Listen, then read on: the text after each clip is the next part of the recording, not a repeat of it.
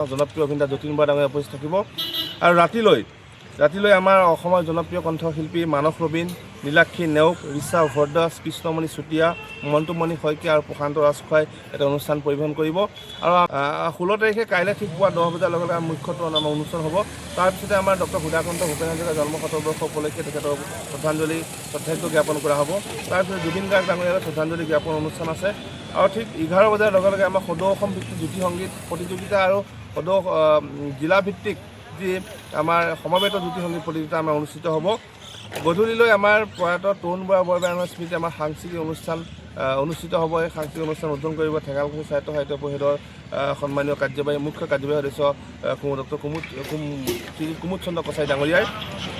17 জানুৱাৰী তাৰিখে পুৱা 10 বজাত পতাকা উত্তোলন কৰিব আমাৰ কেন্দ্ৰীয় সমিতিৰ সন্মানীয় সভাপতি পলাশ চাংমাই ডাঙৰীয়াই।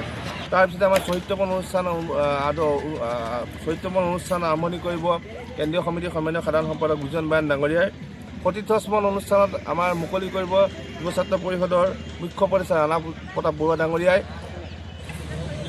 তাৰপিছতে আমাৰ জ্যোতিপ্ৰসাদ আগৰৱালাদেৱৰ প্ৰতিমূৰ্তিৰ মাল্যাৰ্পণ কৰিব আমাৰ উদযাপন সমিতিৰ সন্মানীয় সভাপতি সুৰেশ চন্দ্ৰ ৰাজখোৱা ছাৰে।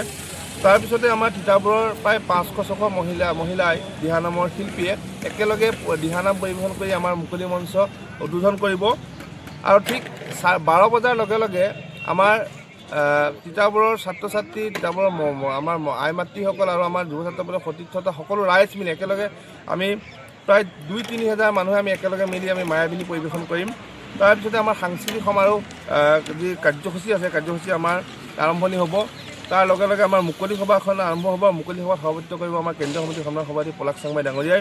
এই মুকলি সভাতে জগন্নাথ বৰা বিশ্ববিদ্যালয়ৰ সন্মানীয় উপাচাৰ্য ডক্টৰ জ্যোতিপ্ৰসাদ শইকীয়া ছাৰ, তিতাবৰ বিধায়ক ভাস্কৰজ্যোতি বৰুৱা, আটাচুৰ সভাপতি বসন্ত গগৈ, আটচাৰ সভাপতি জগদীশ বৰাই ডাঙৰীয়া, চুতীয়া ছাত্ৰ সন্থাৰ সভাপতি মহেন বৰা ডাঙৰীয়া, ঠেঙালকুছি ছাত্ৰ সন্থাৰ মুখ্য উপদেষ্টা প্ৰফুল্ল বৰা ডাঙৰীয়া, যোৰহাট জিলা আয়ুক্ত জয় শিৱানী ডাঙৰীয়াকে প্ৰমুখ কৰি যুৱ ছাত্ৰ পৰিষদৰ কেন্দ্ৰীয় সমিতিৰ উপদেষ্টা কমল ভৰালী ডাঙৰীয়া, পুলক বৰা ডাঙৰীয়া, ভৱেশ কাকতি ডাঙৰীয়া উপস্থিত থাকিব।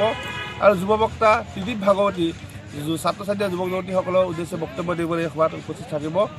আৰু বিশিষ্ট নিবন্ধকাৰ ছাইদুল ইছলাম ডাঙৰীয়াও ইয়াত উপস্থিত থাকিব। তাৰপিছতে আমাৰ যি প্ৰতিযোগিতা বঁটা প্ৰদান অনুষ্ঠান হ'ব আৰু এখন স্মৃতিগ্ৰন্থ আৰু এখন জ্যোতিপ্ৰসাদ আগৰৱালাৰ গ্ৰন্থ ইয়াতে উন্মোচন হ'ব।